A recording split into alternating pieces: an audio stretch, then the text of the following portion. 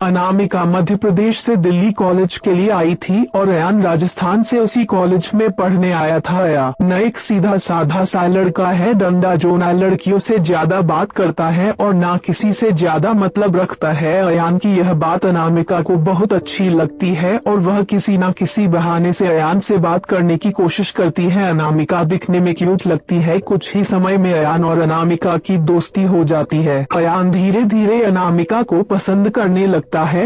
दोनों दिन भर कॉलेज में बातें करते अपने हर लाइक डिसलाइक को शेयर करते हैं और कुछ समय में बहुत अच्छे दोस्त बन जाते हैं। अयान की लाइफ में पहले कभी कोई लड़की आई नहीं थी, जबकि अनामिका के पहले दोस्त थे और वह सबसे बात करती है। अयान को यह पसंद नहीं था। एक दिन बातों ही बातों में अयान अनामिका को अपने दिल की बात बता देता है।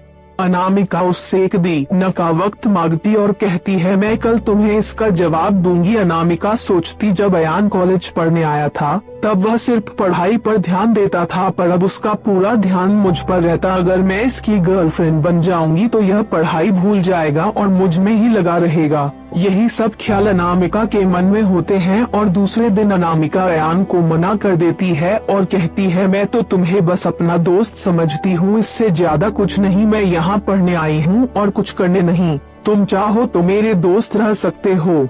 अयान दोस्ती के लिए मना कर देता है और अनामिका को बहुत समझाता है, लेकिन अनामिका कुछ नहीं सुनती। अयान को यह बात बहुत बुरी लगती है और वह अनामिका से बात करना बंद कर देता है। कुछ दिन कॉलेज भी नहीं आता है। अब अनामिका को भूलकर पूरा ध्यान पढ़ाई में लगाता है और ना किस बड़ी ई की मात्रा से ज्यादा बात करता है और ना मतलब रखता है। देखते देखते कॉलेज बीत जाता है और सब अलग अलग हो जाते हैं। कॉलेज में टॉप कर जाता है और सबसे पहले नौकरी पा लेता है। 2-3 साल बीत जाते हैं। ना अयान को अनामिका का पता रहता है और ना अनामिका को अयान का कुछ पता रहता है। अयान अपनी कंपनी छोड़कर एक नई कंपनी में एक ही मात्रा ज्वाइन करता है, जिसमें उसकी पोस्ट पहले से बहुत अच्छी और पगार दुगनी रहती है। जब अयान पहले दिन ऑफिस जाता है तो उसे पता चलता है अनामिका इस ऑफिस में उसकी जूनियर है। वह उस पर बिल्कुल भी ध्यान नहीं देता है और काम में ही लगा रहता है। कुछ दिनों ऐसा ही चलता है, पर दोनों एक दूसरे को पहले से जानते थे और एक दिन दोनों को एक प्रोजेक्ट के लिए साथ में बाहर जाना पड़ता है। प्रोजेक्ट की बात न चाहते हुए भी अयान और अनामिका की बात होने लगती है। अनामिका अयान को समझाती है आखिर उसने उसको मना क्यों किया था। अयान को अनामिका की बात समझ आ जाती है और दोनों में गहरी दोस्ती फिर से हो जाती है। पूरे ऑफिस में दोनों अनुस्वार की दोस्ती के चर्चे होने लगते हैं। अयान सीधा साधा लड़का रहता है, उसको ज्यादा कुछ समझ में नहीं आता है। अयान कुछ समय बाद अनामिका को डिनर पर ले जाकर फिर से प्यार का इजहार करता है।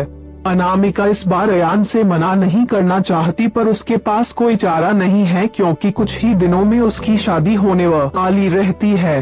अनामिका अयान को अपनी शादी की बात बताती है। इस बार अयान का दिल पूरी तरह टूट जाता है। वह बिना कुछ कहे वहाँ से चला जाता है। अनामिका रात में सोचती है कि अयान से अच्छा लड़का मुझे कभी नहीं मिलेगा। वह फैसला करती है कि कल अयान को हाँ कर दूंगी और मम्मी पापा को अयान से शादी के लिए मना लूंगी। जब दूसरे दिन अनामिका ऑफिस जाती है तो उसको पता चलता है कि अयान ऑफिस छोड़कर चला गया और दोबारा कभी कंपनी में नहीं आएगा। जाते जाते अयान अनामिका को एक खत लिख जाता है, जिस दिन मैंने तुम्हें देखा था उसी दिन से मैं तुमसे प्यार करता हूँ। मैं तुम्हें जिंदगी में कभी नहीं भूल पाऊंगा। तुम जहाँ भी रहो, जिसके साथ भी रहो, खुश रहो। अब इस जीवन में इस दर्द के साथ ही जिंदा रहूंगा। मैंने हमेशा तुमसे प्यार किया है और केवल प्यार किया है। तुम मेरी जिंदगी में आने वाली पहली और आखिरी लड़की हो।